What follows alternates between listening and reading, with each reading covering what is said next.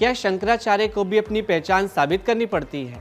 क्या कोई मेला प्रशासन तय करेगा कि शंकराचार्य कौन है और कौन नहीं? अगर शंकराचार्य मानने से इनकार हो जाए तो क्या वह सिर्फ अपमान है या पूरी सनातन परंपरा पर सवाल? दरअसल ये सवाल इसलिए पूछे जा रहे हैं क्योंकि हिंदू परंपरा का सबसे ऊंचा पद, 1000 साल पुरानी परंपरा और उसी पद पर बैठा संत यानी स्वामी अविमुक्तेश्वरानंद प्रयागराज के माघ मेले में धरने पर बैठे हैं। संगम नगरी प्रयागराज में चल रहा माघ मेला इन दिनों भक्ति के साथ साथ विवादों का ऐसा केंद्र बन गया है। ऐसे में सवाल सिर्फ आस्था का नहीं रह जाता, सवाल बन जाता है वैधता, परंपरा और अधिकारों का। सबसे पहले जान लेते हैं कि शंकराचार्य का पद आखिर होता क्या है। शंकराचार्य का पद हिंदू सनातन परंपरा की रीढ़ मानी जाती है। इस पद की स्थापना आदि शंकराचार्य ने करीब 8वीं शताब्दी में की थी। आदि शंकराचार्य ने पूरे भारत में सनातन धर्म को एक सूत्र में बांधने के लिए 4 मठों की स्थापना की थी। उत्तर में ज्योति मठ, दक्षिण में श्रृंगेरी मठ, पूर्व में गोवर्धन मठ जो पुरी में है, पश्चिम में शारदा मठ जो द्वारका में है। इन चारों मठों के प्रमुख को ही शंकराचार्य कहा जाता है। आदि गुरु शंकराचार्य ने देश के चारों दिशाओं में 4 पीठों की स्थापना की। इन सभी 4 पीठों में अपने शिष्यों को पीठाधीश्वर नियुक्त कर केदारनाथ चले गए और यहीं 32 वर्ष की आयु में समाधि ले ली। आदि गुरु शंकराचार्य की समाधि के बाद इन 4 मठों से आज तक शंकराचार्य की परंपरा जारी है।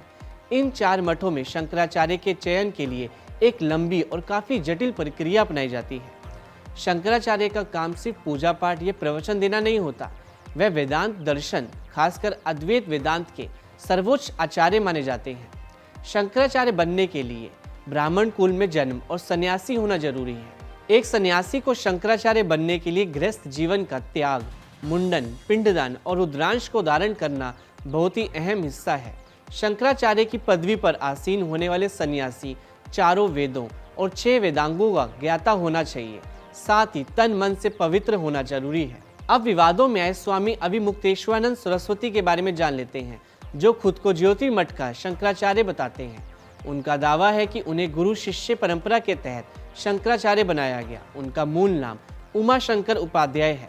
सितंबर 2022 में स्वामी स्वरूपानंद सरस्वती के निधन के बाद स्वामी अविमुक्तेश्वरानंद सरस्वती को ज्योतिर्मठ का शंकराचार्य नियुक्त किया गया। हालांकि इस पद को लेकर तब से ही कुछ विवाद और कानूनी पेश सामने आते रहे हैं। अपनी मुखर राय, बेबाक बयानों और सनातन परंपराओं की खुली पैरवी के कारण वह पहले भी कई बार चर्चा में रह चुके हैं। अगर एक ही परंपरा, एक ही प्रयागराज और एक ही संत, तो फिर अलग अलग मेलों में अलग अलग नियम क्यों? सवाल ये भी है कि क्या कोई प्रशासनिक अफसर किसी धर्म गुरु से उसकी पदवी के बारे में सवाल कर सकता है? सवाल ये है कि अगर वो शंकराचार्य नहीं है तो उन्हें मेले में जमीन शंकराचार्य की हैसियत से क्यों आवंटित होगी? साल 2025 के महाकुंभ में अविमुक्तेश्वरानंद को शंकराचार्य की हैसियत से जमीन आवंटन हुआ और उनके स्नान की व्यवस्था क्यों की गई?